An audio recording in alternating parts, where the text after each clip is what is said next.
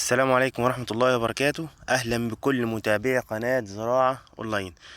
أهلا بكم في فيديو جديد. طبعا النهاردة هنتكلم إمتى نرش مثبت عقد للطماطم، وهل الطماطم بنرش لها كم مرة مثبت عقد، وهل العروة الصيفي غير العروة الشتوي، العروة الربيعي أو العروة الخريفي. ده كله هنعرفه من خلال الفيديو بإذن الله. ولو حضرتك أول مرة تتفرج معانا على القناة، ممكن تشترك معانا في القناة وتدوس على الزر الاحمر اسفل الفيديو وتفعل الجرس علشان يوصل لحضرتك اشعار بكل فيديو بنحمله على القناة لو حضرتك مهتم. اول حاجة هنتكلم عليها امتى نرش مثبت عقد للطماطم. مثبت عقد للطماطم بنرشه بعد ظهور 75% من التزهير في الكلاستر، بس يعني مش تزهير الزرع كله، لا الكلاستر نفسه. يعني شوف هنا لو نبص كده كله يعتبر مظهر، مفيش غير التلاتة دول. ادي واحد اتنين تلاتة اربعة خمسة ستة، والباقي كله مفتح. يعني اول ما نفتح في الكلاستر الواحد من تلاتة لاربع من الزهرات بنبدأ نرش مثبت عقد للطماطم. زي ما انتم شايفين كده بدأ يفتح اهو، بدأ يفتح، بنبدأ نرش مثبت عقد للطماطم. بنرش مثبت عقد للطماطم كام مرة؟ عموما في العروة الصيفي ممكن نرش مرتين بس. في العروة الصيفي لو انت حضرتك بترش مثبت عقد قوي هي مرتين اللي تحتاجها في العروة الصيفي. اما لو العروة الربيعي والخريفي، في الربيعي بتحتاج 3 رشات برضو لو مثبت العقد قوي عند حضرتك.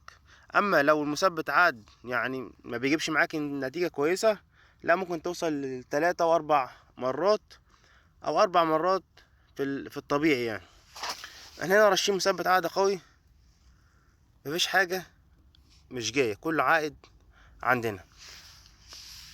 في العروة الشتوي بقى اللي هي بتبقى تحت الأنفاق بنرش مرتين أقصى حاجة. دوت أفضل كمية رش بترش كمثبت عقد للطماطم عشان يجيب عندنا إنتاج، وعلشان يوصل عندنا إنتاج كويس بفضل الله بيجيب معانا محصول كويس. طبعا دي المزارع، احنا مزارع احنا بنشرف عليها ما شاء الله، كمية تزهير حاجة محترمة. طبعا عاملين رشة تزهير قوية. قبلها بنحضر التزهير، بنحضر فوسفور عالي مع زنك مع موليبدينم مع رشة كالسيوم. لو في كالسيوم بتخلط ممكن نرش كالسيوم، لو ما بتخلطش بنرش رشة الفوسفور مع الزنك مع العناصر الصغرى ديت، وبعد كده نبدأ نرش رشة كالسيوم بعد ما نرش مثبت عقد للطماطم. المفروض نعرفها امتى او التوقيت الصح ان نرش معاه مثبت عقد عشان يجيب معانا اعلى نتيجة بفضل الله تعالى. طيب في العروة الصيفي بنرش على العمر تقريبا 38 يوم من العروة الصيفي، ونرش رشة اللي بعدها على العمر 45 يوم او 47 يوم، يعني بعدها من اسبوع ل10 ايام. هي رشتين وخلاص، لان عمر الطماطم الصيفي عموما في مصر بيبقى حوالي بتاع 80 يوم. فده افضل وقت للتزهير والعهد علشان يجيب عند حضرتك نتيجة محترمة ومرضية. وانت تشوف يعني رش تاني ايه، عايز ترش ايه للزرع تاني، او النبات محتاج ايه تاني. رشتين كمثبت عقد هيجيب معاك نتيجة كويسة. طبعا احنا بنشتغل بمركب الجوكر. هتشوف شكل الصعوبة دلوقتي هتطلع لحضرتك على الشاشة.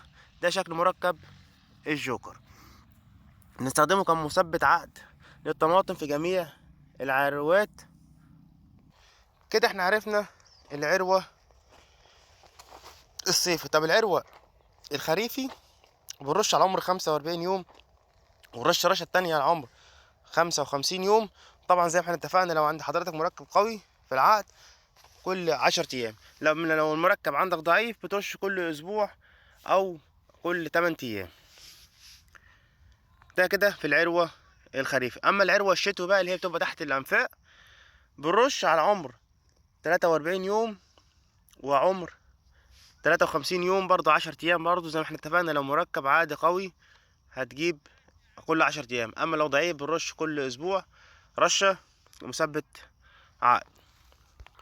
والعروة الربيعي برضو بتبقى على عمر 45 يوم، وفي الغالب ما بتحتاجش رش كتير علشان هي بتبقى عروة ناجحة، وبيبقى الانتاج فيها ما شاء الله كبير يعني. اما لو عايزين نرش برضو على عمر 45 يوم بنبدأ نرش مثبت العقد للطماطم.